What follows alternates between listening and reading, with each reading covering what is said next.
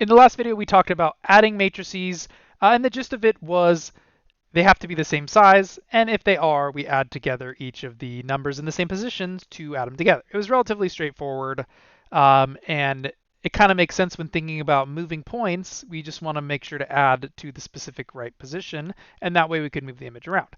Multiplication, however, of matrices is quite a different story. It's not as simple, and it works quite differently than that. So say, for example, I wanted to multiply matrix A and B together. You might think, well, we could just do the same thing, multiply that 2 times 1, negative 3 times 0, so on and so forth, in order to do that. But it actually turns out that multiplying matrix A and B is not allowed.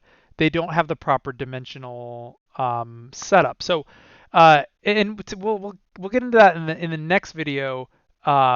But basically, matrices are not always allowed to be multiplied, even if they're the same dimensions. There's a different condition for being allowed to multiply, being allowed to multiply two matrices together, which is a little bit different. It's not the same dimension. However, before we get into that, multiplying by a scalar is something that's allowed, and it's a lot easier. And when we refer to scalar multiplication, like for example, in this in the packet, we have the example which says do 4 times A.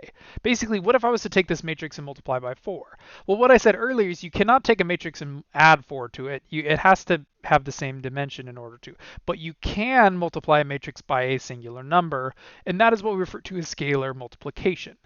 And that would work exactly how you might expect.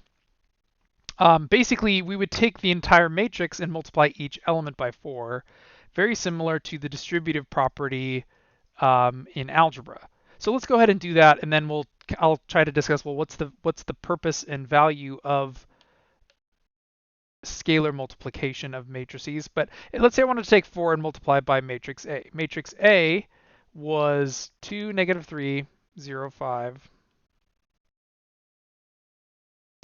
And then it was 7, negative 1 half. So if I wanted to take 4 and multiply by matrix A, I'm just going to multiply 4 to each of the elements within the matrix. So 4 times 2 is 8. 4 times negative 3 is negative 12. 4 times 0 is 0. 4 times 5 is 20. 4 times 7 is 28. And 4 times negative 1 half is negative 2. And this would be the result of scalar multiplication of matrix A by 4. So it's pretty easy. Just distribute it through, make sure to do the proper multiplication, and that's it. But what's the purpose of that? Why would I want to do that? But let's return back to the lightning bolt example once again. Let's say I was to take this matrix and scalar multiply by 2. Basically, each one of these, well, I would still have 0, 0. Then I would have negative 4, 8, 0, 8, 2, or 4, negative 4, negative 1, or negative 2, negative 2. I already lost track of what I was doing, but let's say we were to multiply by 2. What would happen to each of those points is all the values would double. And if you think about, well, what would happen to the graph if all those would double?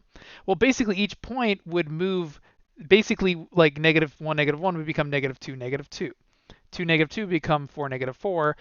What that would do is actually would blow up the image by exactly a factor of 2, and it would be a basically a stretching of this image, but it would maintain the same proportion. All of the locations would have the same exact shape. It would just be a different size, and it would scale that image up by a factor of 2. So essentially, multiplying a matrix by a number changes its size.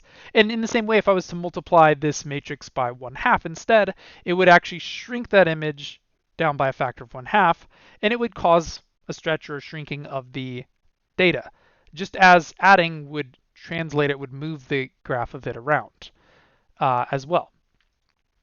And say, for example, we had a more complicated equation such as b plus 2d. Well, matrix B is this one. If I was imagining, well, what is 2d? 2d would just be, well, 12, 0, negative 12, 16, 2, 18.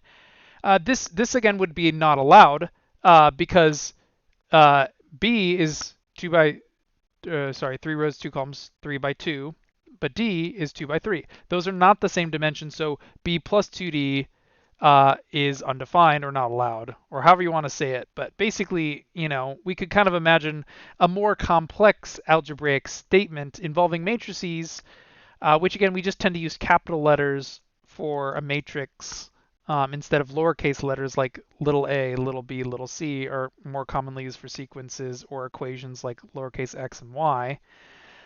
It's just more typical to use capitalized letters for matrices just to distinguish them from non-matrices like scalars. And that's the term scalars is usually just used to reference a single number, like a single variable, a single unknown. These could all be called scalar quantities versus a matrix quantity, which has, numerous points of data all built within it.